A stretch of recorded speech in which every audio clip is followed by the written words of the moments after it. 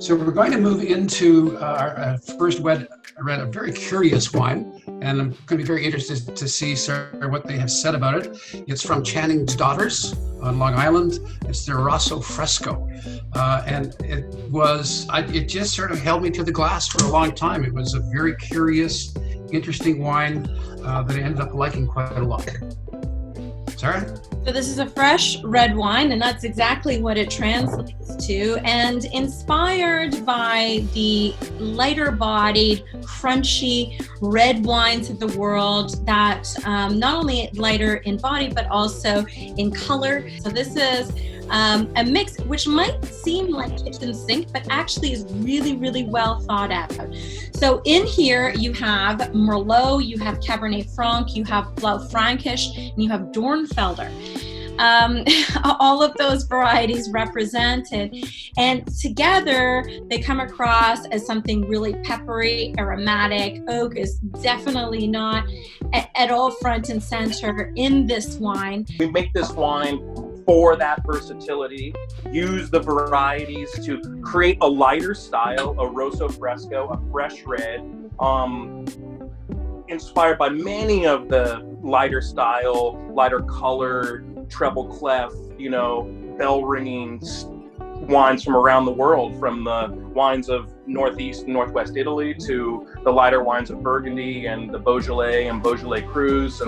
And so we always think about it in the warmer months to be able to take a chill or 15, 20, 30 minutes in the fridge and then be able to, because it is absolutely delicious. This is a great wine to be chilled.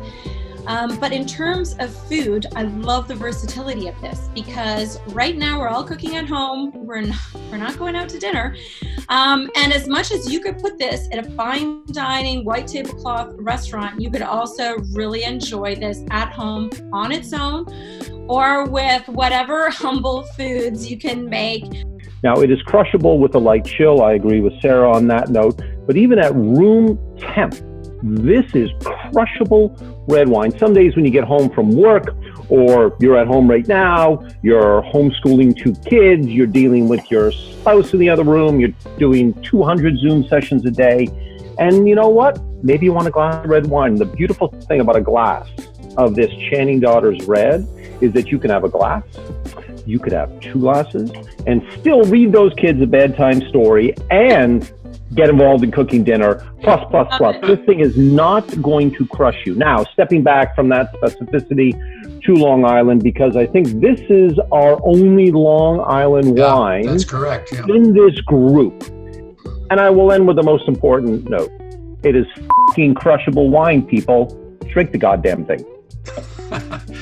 Yeah, that's exactly what I felt about it too. It's got this energy, crushable but crunchy too, and lovely sort of red fruit characters, really delicious. It struck me almost as a sort of a natural style wine. It's in that camp. It's not silky smooth and elegant. It's got a little bit of edge to it. They must make like 300 different wines, right? Like they make a ridiculous amount of it's ridiculous. So people of Ontario, when you do come down to the States to visit, hopefully in the near future, and you get thee to Long Island, if you're going to visit one winemaker, visit Chris. One, I believe he is a master of wine. So the dude is super, super intelligent. And that thoughtfulness, the professionalism, the degree of experimentation that he brings to the conversation of wine in general and in New York is awesome. Awesome.